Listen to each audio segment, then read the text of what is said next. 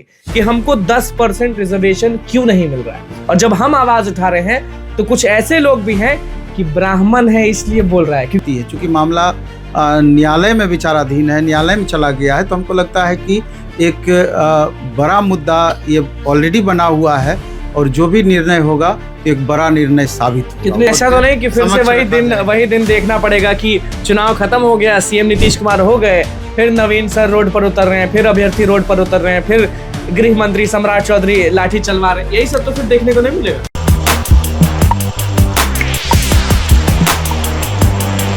देखिए एसटीटी का जो मामला है वो सबको मालूम है कि भैया ईडब्ल्यूएस हर जगह हो रहा है और बाकी लोग आज गांधी मैदान गांधी मूर्ति के पास मिलने वाले हैं और कहा जा रहा है कि बीएसईबी में भी बड़ी मीटिंग होने वाली है।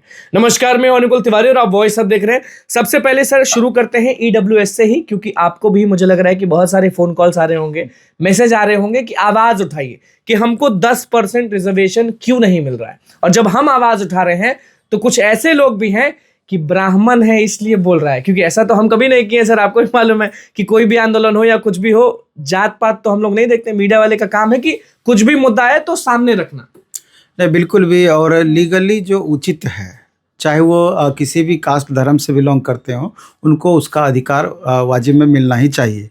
और माननीय उच्च न्यायालय में भी ये मामला पहुंचा है और संभवतः 12 दिसंबर को 3:30 बजे का टाइम दिया गया है बिहार स्कूल एग्जामिनेशन बोर्ड के अध्यक्ष के समक्ष। चूँकि मामला एस्टेट से जुड़ा हुआ है कि वहाँ पर चूँकि ईडब्ल्यूएस को आपने 10% का स्पेशल रिजर्वेशन दिया है, तो वहाँ पात्रता परीक्षा के कट ऑफ जो एक नियत कट ऑफ तय किया गया है, वहाँ पर भी इसका लाभ मिलना चाहिए।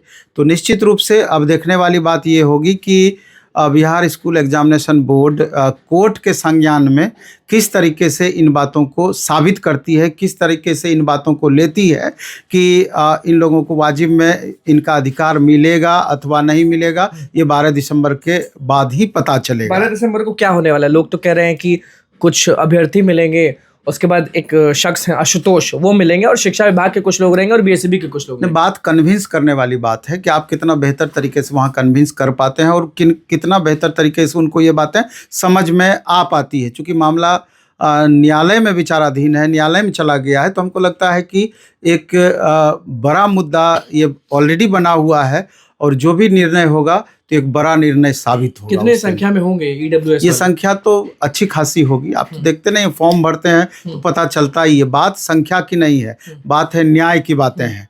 तो ये 12 दिसंबर को ही पता चलेगा। डर क्यों रहे? जब आप बात कर रहे हैं न्याय के बारे में, आप जब बोल रहे हैं कि ईडब्ल्यूएस वाला चीज अगर सब जगह 10% रिजर्वेशन मिलने चाहिए तो इसमें भी मिलना चाहिए, तो लोग क्यों डर रहे हैं कि हमको दिक्कत हो जाएगा? हमको नहीं, ये आरक्षण एक्चुअली में ये बहुत सेंसिटिव मुद्दा है। आप इसके पक्ष में बोलेंगे तब भी परेशानी है, विपक्ष में बोलेंगे तब भी इस तरह का माहौल बन सा जाता है। तो हमको लगता है कि इस बीच में सपोर्ट या विरोध वाली बात तो इसमें है ही नहीं। जो उचित होगा, कोर्ट जो भी संज्ञान तय करेगी या माननीय अध्यक्ष महोदय जो भी इन लोगों की बातों को सुन करके क्या निर्णय लेते हैं, ये उस दिन पता चलेगा। आज भी कहा जा रहा है कि बीएसईबी में हाई लेवल मीटिंग है, कुछ लोग बैठ रहे हैं उस चीज को लेकर, जो फिजिक्स वाले बहुत सारे सवाल जवाब गलत नहीं हो गए थे जो आप भी सामने रखे थे, उस चीज को लेकर आज मीटिंग। निश्चित रूप से बिहार स्कूल एग्जामिनेशन बोर्ड, हालांकि ये सारी गलती समझिए कि बिहार स्कूल एग्जामिनेशन बोर्ड की ही मानी जाएगी कि आपके एक्सपर्ट किस हिसाब से क्वेश्चन सेट करते हैं कि एक एक सब्जेक्ट में 40 क्वेश्चन 45 क्वेश्चन गलत होना, ये ब्लंडर है, ये बहुत बड़ा अन्याय है और साबित करना पड़ता है छात्रों को। 50 रुपए देकर, 50 रुपये दे करके ये साबित करना चाहिए बिहार स्कूल एग्जामिनेशन बोर्ड को कि किस हिसाब से मेरा क्वेश्चन सही है, किस हिसाब से गलत है। लेकिन यहाँ छात्रों को ये बात साबित करना पड़ रहा है और छात्र भुगत रहे हैं इन चीज़ों को। और इसी परिप्रेक्ष्य में बहुत सारे छात्र नेता और बहुत सारे छात्र मिल करके बिहार स्कूल एग्जामिनेशन बोर्ड इस पर क्या निर्णय लेने वाली है या क्या निर्णय लेना चाहिए या उसके निर्णय से हम संतुष्ट हैं अथवा नहीं है, इसी चीज़ का मीटिंग है। आज गांधी मैदान में भी लोग बैठ रहे हैं। बिल्कुल, पहले तो गांधी मैदान में ही बैठेंगे और जो भी उचित निर्णय होगा तो फिर वो बिहार स्कूल एग्जामिनेशन। तो कहीं ऐसा तो नहीं कि फिर से वही दिन देखना पड़ेगा कि चुनाव खत्म हो गया, सीएम नीतीश कुमार हो गए, फिर नवीन सर रोड पर उतर रहे हैं, फिर अभ्यर्थी रोड पर उतर रहे हैं, फिर गृह मंत्री सम्राट चौधरी लाठी चलवा रहे हैं, यही सब तो फिर देखने को नहीं मिलेगा। नहीं, पहले तो ये देखना होगा कि खास करके हम पीजीटी फिजिक्स की बात कर रहे हैं जहाँ पर इतने सारे क्वेश्चन गलत थे, तो सबसे पहले तो रिवाइज आंसर आना ही चाहिए। आप रिवाइज आंसर के माध्यम से ये बात छात्रों को अवगत करा दें कि जो आपने सुधार किया है, किन किन प्रश्नों को सुधार किया है और क्या छात्र इससे संतुष्ट हैं अथवा नहीं है। अगर छात्र संतुष्ट नहीं रहेंगे तो फिर से अपील इस बात को लेकर के करेंगे। बात यहाँ सिर्फ पीजीटी फिजिक्स की नहीं है, बात यहाँ अन्य सब्जेक्ट की है। लगभग सब्जेक्ट में 2, 4, 5, 7, 8, 10, 12, 15 तक गलतियाँ रही है। तो यहाँ तो जब एक एक नंबर से छात्र पॉइंट मार्क्स से, अब मान लीजिए कि 75 पर क्वालिफाई करना है, किसी को 74.75 आ जाता है तो वो क्वालिफाई नहीं कर पाते हैं, उसके लिए एक करियर पर एक बड़ा सा प्रश्न चिन्ह लग जाता है। तो ये तो बहुत सेंसिटिव मुद्दा है, इसलिए इनको ध्यान में रख करके बिहार स्कूल एग्जामिनेशन बोर्ड के माननीय चेयरमैन से रिक्वेस्ट होगा कि आप इस बात को गंभीरतापूर्वक लें और तमाम छात्रों को राहत देने का प्रदान करें, राहत प्रदान करने की कोशिश करें। कैसे? तो हर क्वेश्चन को अपने एक्सपर्ट से दोबारा जांच करके आंसर की जारी करके उसके बाद फाइनल आंसर फाइनल आप इतनी गड़बड़ियां हैं तो हमें नहीं लग रहा है कि एक सप्ताह तक रिजल्ट आने वाला है। अगर इतनी बातें हैं जैसे करेक्ट करना है, रिजर्वेशन वाला मामला है, तो मुझे नहीं लग रहा है और आपको भी नहीं लग रहा होगा कि STT 2025 का रिजल्ट आने वाला है। सरकार चाहे तो हर कुछ संभव है, असंभव कुछ भी नहीं है।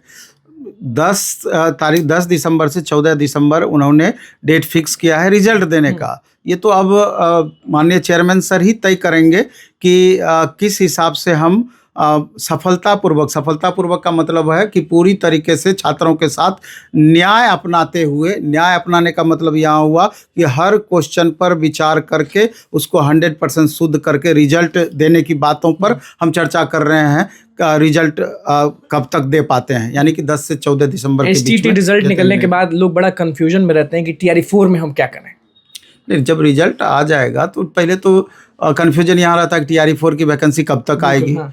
TRE 4 में नंबर ऑफ वैकेंसीज कितनी रहेगी। तो आप जो देख रहे हैं कि शिक्षा विभाग का सुस्त चाल देख लीजिए एक बार। सुस्त चाल ही इसको कहिएगा कि 3 जिले पहले 100 पे, फिर 14 जिले तक पहुंचे हैं, 38 जिले बिहार में हैं। तो अब बाकी जिले कब तक सौंप पाती है कि कहाँ कितनी सीटें वैकेंट है, क्या है, रोस्टर क्लियर हो ही नहीं पा रहा है। तो बताया जा रहा है संभावना कि जनवरी लास्ट तक रोस्टर क्लियर होगा। ये तो आगे पता चलेगा कि रियल में जनवरी लास्ट तक नोटिफिकेशन आ जाएगा रोस्टर क्लियर हो करके कि और विलंब होगा। BSEB से उम्मीद है आपको कि जो भी चीज निर्णय लेंगी वो उम्मीद तो आपको रखना ही पड़ेगा। उम्मीद तो कम दिखता है लेकिन उम्मीद तो आपको रखना ही पड़ेगा। तो रखना ही होगा। देखिए जितने भी अभ्यर्थी हैं वो जो समझना चाह रहे थे वो नवीन सर ने समझा दिया है। बाकी अगर कोई भी क्वेरी है तो आप कमेंट बॉक्स में करिए, उसके बाद फिर से हम नवीन सर के पास पहुंचेंगे और वीडियो जरूर आप तक पहुंचाएंगे। अभी फिलहाल बता देते हैं कि BSEB में जो भी मीटिंग हो रही है, अंदर से जो भी खबर आएगी वो हम आपको सबसे पहले बताएंगे। बहुत बहुत धन्यवाद। चैनल को सब्सक्राइब करें, इस पेज को लाइक करें।